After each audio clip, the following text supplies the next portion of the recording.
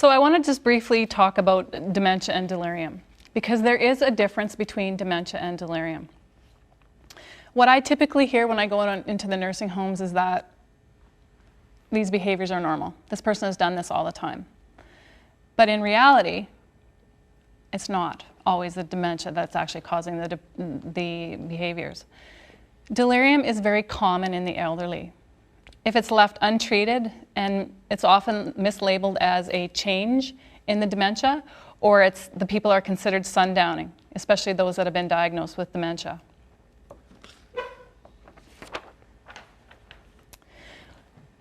My second key point to take away from this whole hour-and-a-half presentation is that delirium is a sudden, fluctuating, and reversible occurrence of a person's mental functioning.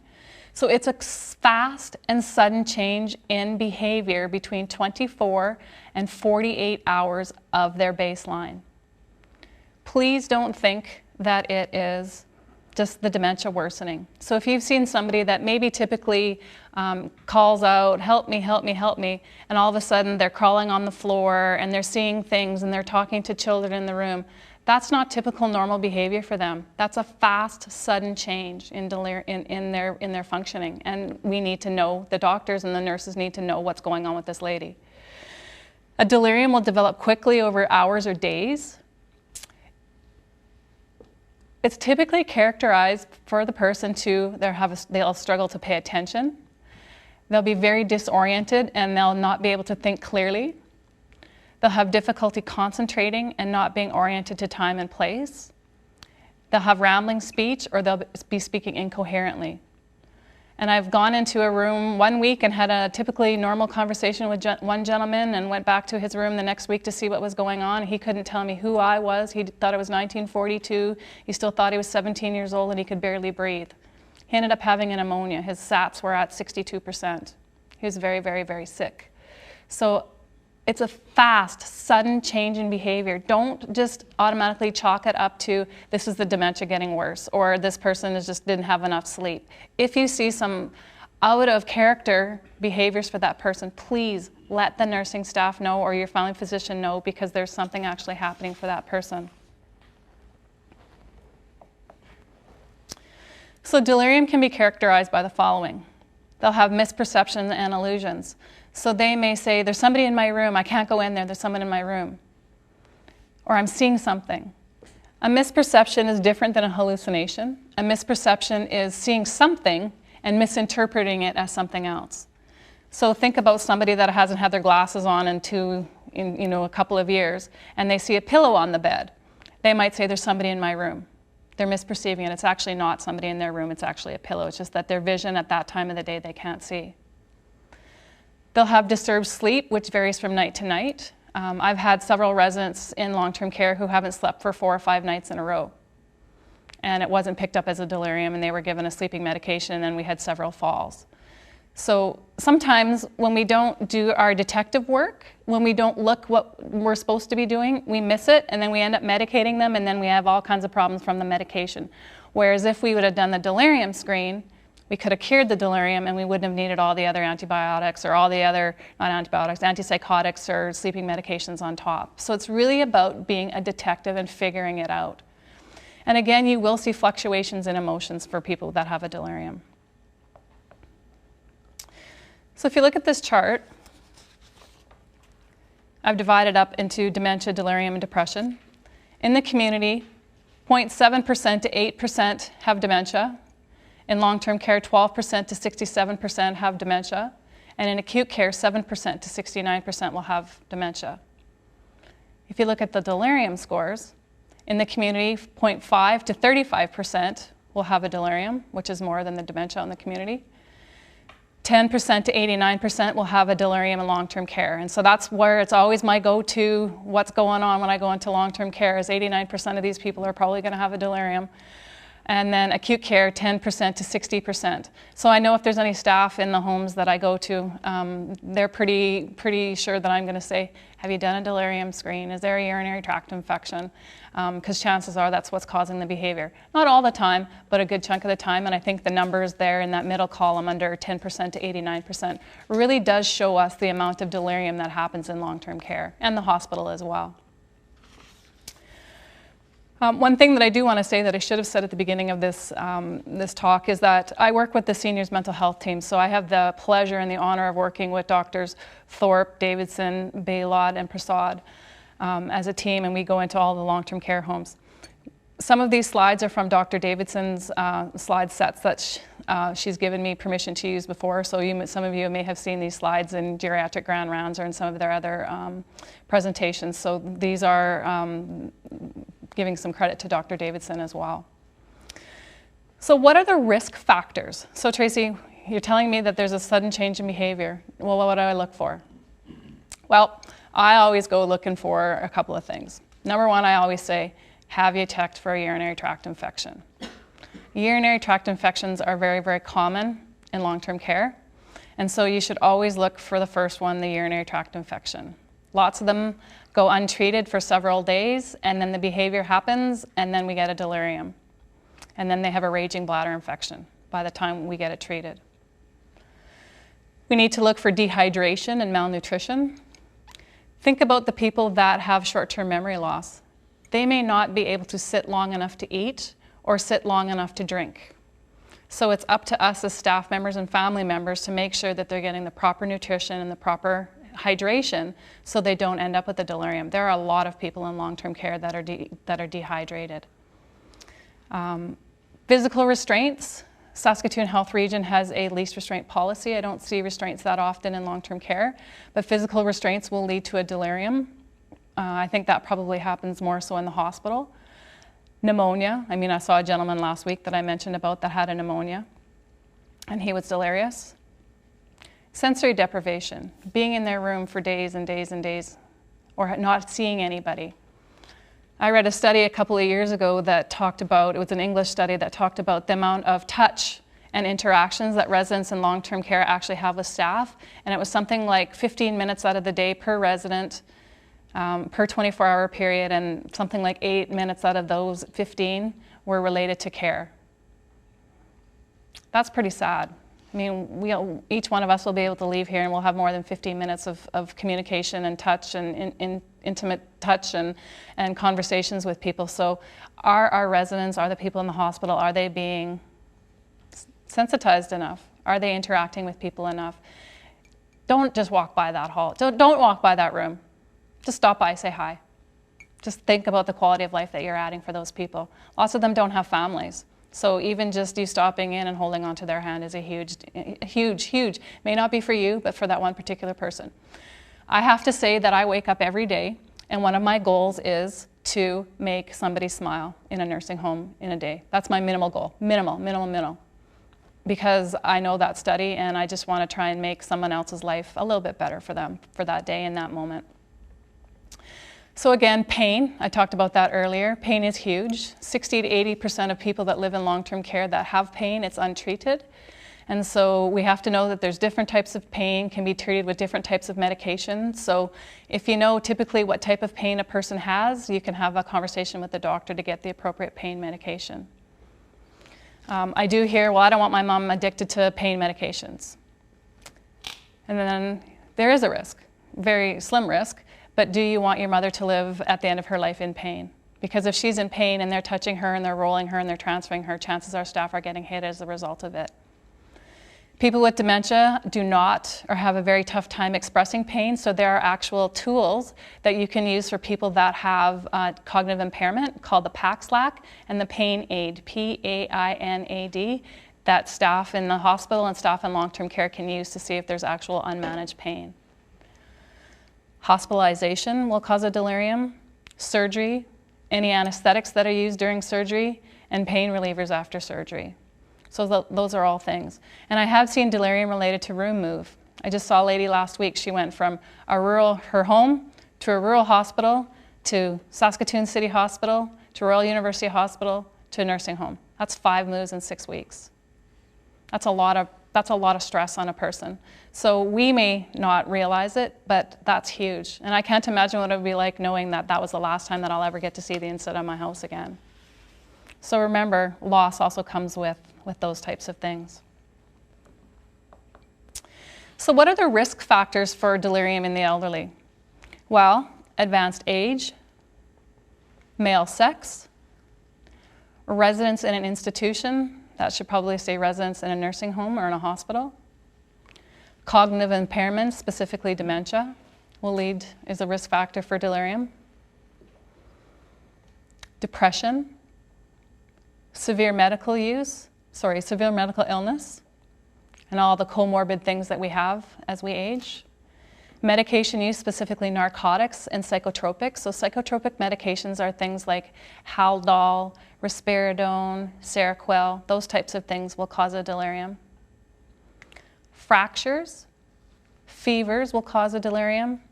Hypotension, electrolyte abnormalities, high urea or creatinine ratios.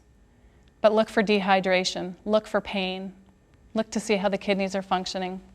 Look for hypoxia, look for sensory impairment, surgery, and alcohol abuse. Those are all high risk factors for delirium in the elderly.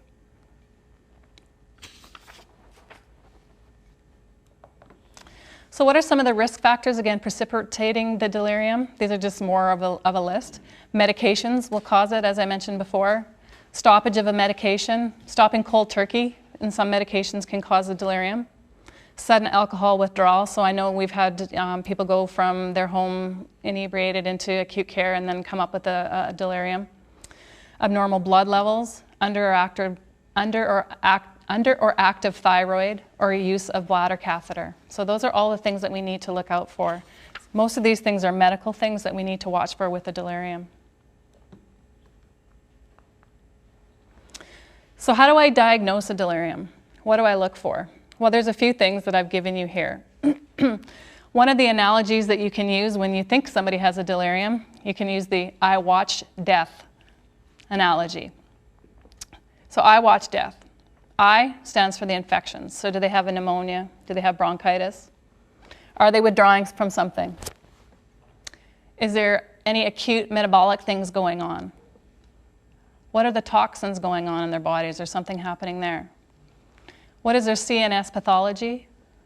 Do they have hypoxia? Look for deficiencies. Look at their endocrine system. Look at their acute vascular system. Has there been any type of trauma? And what type of heavy metals are going on in their body?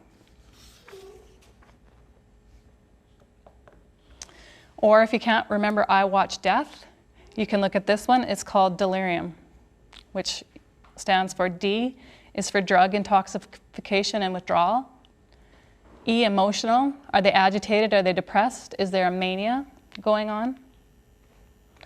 Is there low oxygenation? So is there an MI, COPD, CHF, or is there a pulmonary embolism that's happening? Again, is there an infection? Is it a urinary tract infection or a pneumonia? Those are typically very, very common in long-term care. R is reduced sensory input. Again, very, very common in some long-term care homes and in the hospital. Is it too dark? Are they blind? Is there a change in surroundings? Is there intracranial problems? So has there been a stroke? Is there meningitis? Is there subdural bleeding? Again, what is their urinary retention? And are they fecal? Do they have fecal impaction? That's another very, very, very common one. Sometimes we don't know if that person's gone to the washroom when we're trying to check, but yet you go check their stomach and they have a fecal impaction. So really, really watch the body functions, the urine and the bowel movements. How often are they actually happening? And again, M, what is happening metabolically? Is there an organ failure? Is there an electrolyte abnormality? Or again, is there dehydration? In the hospital and in Saskatoon Health Region nursing homes, there's dietitians that can help with things like the nutrition and the dehydration, things like that. So feel free to call on those resources if you can.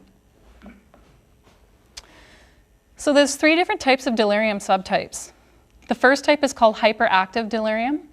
And 15 to 47% of delirium cases are hyperactive.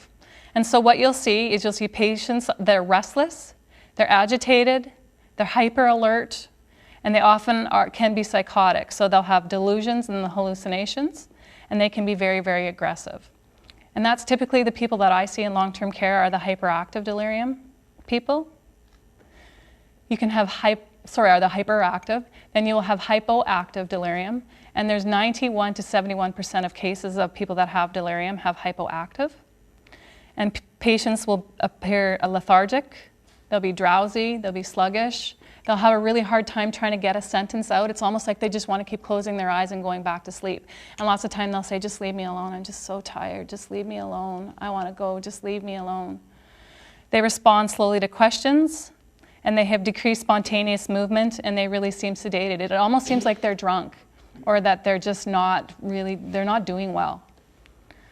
And then the third type is a mix of the hyperactive delirium and the hypoactive. So they'll present both, is what you'll see. So you'll have a mixture of hyperactive and hypoactive characteristics. And again, it could be 1 minute at this point, you'll have hyperactive, and another couple hours later, they're hypoactive again. So you really need to pay attention to, it's not just one type, there's 3 types, and you actually have to keep an eye on as to what the symptoms are for each. Don't assume that it's just aggression. If there's, again, if it's a sudden change in behavior, 24 to 48 hours, assume a delirium. So I have just a little video clip here, a couple of actors that show you the different types of delirium. I think they call, I can't remember, it's not quite the same name, but it's the same type of hyperactive and hypoactive, and then it'll tell you the difference between the two.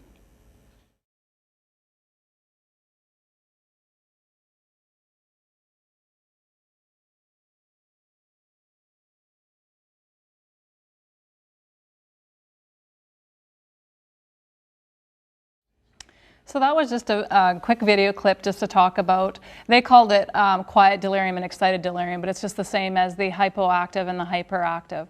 So I think the thing to remember is know the person that you're working with. Realize that this is not a change in the dementia, that this is a delirium. The difference between the delirium and the dementia is that the delirium can be cured. If we figure out what is going on physiologically or what's happening environmentally for that person, we can cure the delirium. Whoops.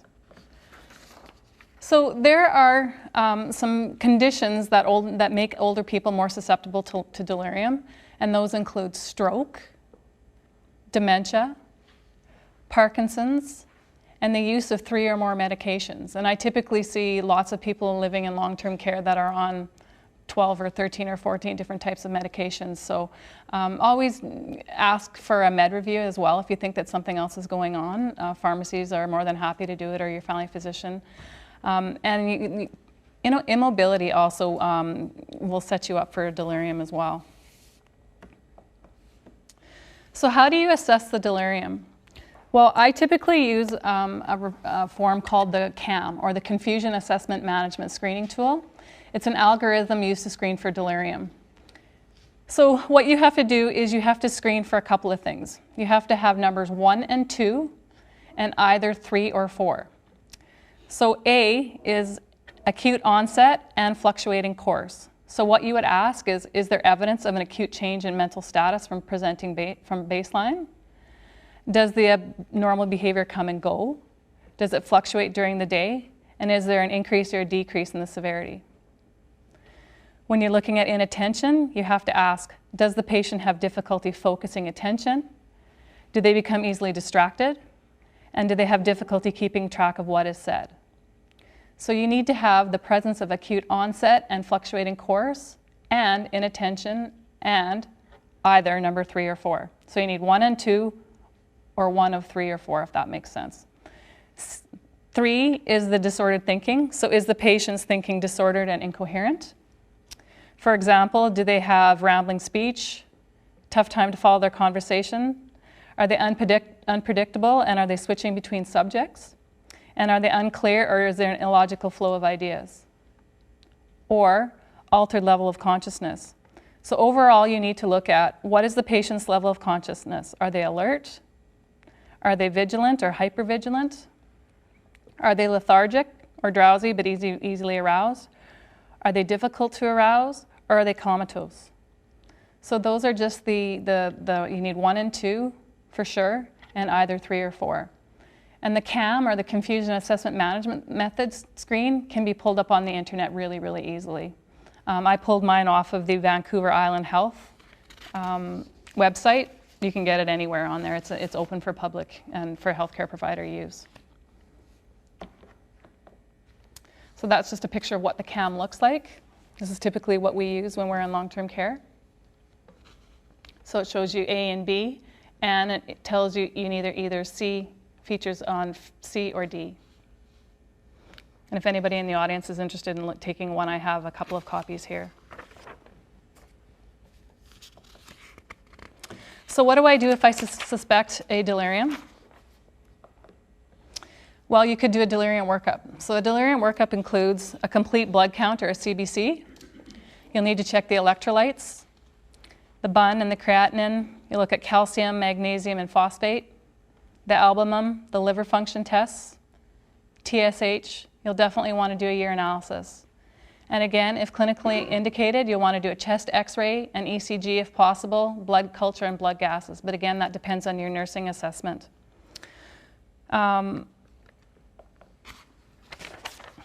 That's typically what the doctors in long-term care will call for. If you witness a significant change in that behavior, please don't chalk it up to it being a change in the dementia. It is potentially a delirium, and you need to notify the physician to have the patient evaluated. The faster you get to the underlying clue of what's going on, the better off we will be, and the quality of life of that person will particularly improve. So my key messages include the following. Delirium is a confusional state that develops quickly, and symptoms may fluctuate throughout the day. Remember, there's 3 types: hyperactive, hypoactive, and mixed, and they can be all 3 at the same time, or different times during the day. It's an urgent medical situation that needs to be identified and managed quickly, so that means getting on the phone and having a conversation with the healthcare provider, the nurse, the physician. The delirium presents in different ways and is important to distinguish from primary psychiatric disorders, so you want to rule out a delirium in case it is a psychiatric issue. And realize that delirium has a lot of multifactorial causes, and so that's why you use those algorithms that I gave you, I watch death or delirium, because there's lots of different things that could be happening. So your first step is to manage the delirium. Again, is to attempt to identify the underlying cause. Management of the delirium has non-pharmacological and pharmacological treatments. Antipsychotic medications are useful, so those are things like risperidone and Seroquel in the management of the symptoms. Benzodiazepines are only used in cases of alcohol or benzodiazepine withdrawal, so we don't typically use those. And just for an overall screen between the 3, what's the same and what's different, I believe that this presentation will be available on a website or on YouTube after, so you can go through and take a look at the very last slide, and it'll show you the difference between delirium, dementia, and depression. So that is my presentation. I guess my keynote is with dementia, it's a progressive disease, and with the delirium, it's a fast, sudden change in behavior caused by something underlying going on for that person. So it's about knowing your person, getting help when you need it. Thanks, Jill. Okay, great.